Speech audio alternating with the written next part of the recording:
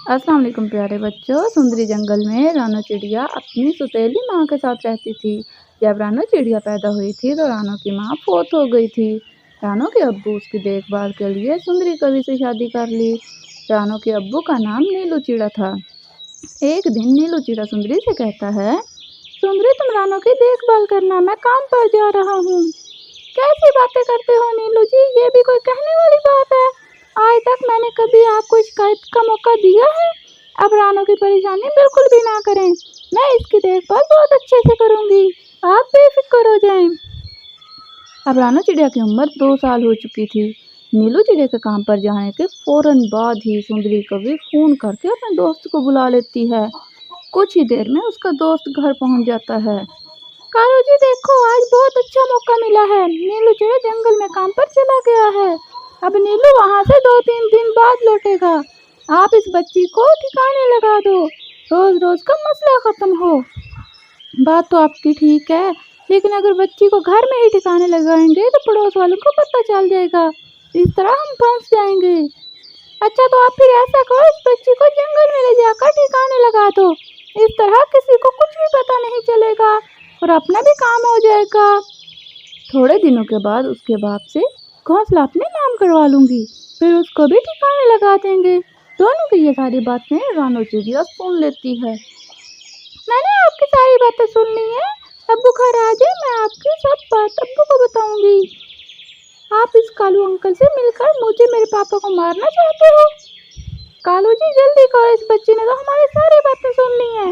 अब तो ये और भी ज्यादा खतरनाक हो गई है, अब इसको जल्दी से ठिकाने लगाओ। रानो चिड़िया वहां से भागने की कोशिश करती है। तब कालू कौवा तेजी से भागकर उसे पकड़ लेता है और रानो को मारने के लिए घने जंगल में दूर ले जाता है। जंगल में पहुंचकर जैसे ही कालू कौवा रानो को मारने के लिए पत्थर उठाता है तो सुंदरी कालू से कहती है, कालू जी इसको मारकर अपने हाथ गंदे मत करो, इसको इसी जंगल में छोड़ देते हैं, खुद ही कोई बड़ा जानवर इसको खा जाएगा। वो दोनों रानो को अकेली जंगल में छोड़कर खुद घर चले जाते हैं। पापा जी देखो, माँ ने मुझे अकेले जंगल में छोड़ दिया, मुझे इतने बड़े जंगल में बहुत डर लग रहा है, जल्दी से मुझे अपने साथ घर ले चलो। वहाँ एक बूढ़ा बाज जब रानो की रोते हुए आवाज़ सुनता है तो वो रानो के पास आता है। वो रानो से पूछता है, बेटा जी क्या बात है, इतने बड़े जंगल में आप अकेली क्या कर रही हो, आपने किसने छोड़ा यहाँ पे। दादाजी मुझे यहाँ मेरी सौतेली माँ ने मरने के लिए जंगल में छोड़ दिया, आप कौन है दादाजी। बेटा जी मैं भी आपकी तरह दुखी हूँ, मुझे भी मेरे बेटू ने घर से निकाल दिया है। यहाँ जंगल में बहुत सारे जानवर हैं, मुझे तो इन जानवरों से बहुत डर लग रहा है। बेटा जी आपको बिल्कुल भी डरने की जरूरत नहीं है, हम दोनों मिलकर यहाँ एक छोटा सा घर बनाएंगे और उसी घर में रहेंगे। बच्चे आपको भी मेरे साथ रहना होगा। दादाजी यहाँ तो कोई लकड़ी नहीं है, हम अपना घर कैसे बनाएंगे।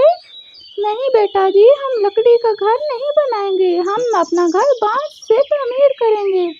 चलो अभी शाम हो रही है, हम शाम से पहले ही बांस काट कर ले आए। दोनों बांस काट कर इकट्ठा करते हैं और फिर वो बूढ़ा बाज उन बांसों से अपना घर बनाने लगता है। दादाजी बांस का घर बनाने में मैं आपकी मदद करूं। जी जी बेटा जरूर, आप भी घर बनाने में मेरी मदद करो। दोनों रात होने से पहले बांस काट कर एक खूबसूरत सा घर तमीर कर लेते हैं और खुशी खुशी उस बांस के घर में रहने लगते हैं। इस तरह जब 3 दिन गुजर जाते हैं तो नीलू चिड़ा घर वापस आता है। वो घर पहुंचकर अपनी बेटी का पूछता है तो सुंदरी बताती है, नीलू जी जिस दिन आप घर से गए थे तो रानो उसी दिन पड़ोस वाले लड़के के साथ भाग गई थी। मैंने आपको पहले भी काफी बार बताया था कि उसके पास निकल आए हैं, लेकिन आपने मेरी एक बात नहीं सुनी। नीलू चिड़े को अपनी बेगम की बातों पर बिल्कुल भी यकीन नहीं था। वो अपनी बेटी को ढूंढने के लिए जंगल की तरफ निकल जाता है। क्या नीलू चिड़ा अपनी बेटी को तलाश कर पाएगा या सुंदरी नीलू चिड़े को मारने में कामयाब हो जाएगी। आप अपने ख्यालात कमेंट में बताएं। प्यारे बच्चों, इस तरह की प्यारी प्यारी कहानियाँ सुनने के लिए हमारे चैनल को सब्सक्राइब और वीडियो को लाइक कर दें। मिलते हैं नई वीडियो में, तब तक के लिए अल्लाह हाफिज़।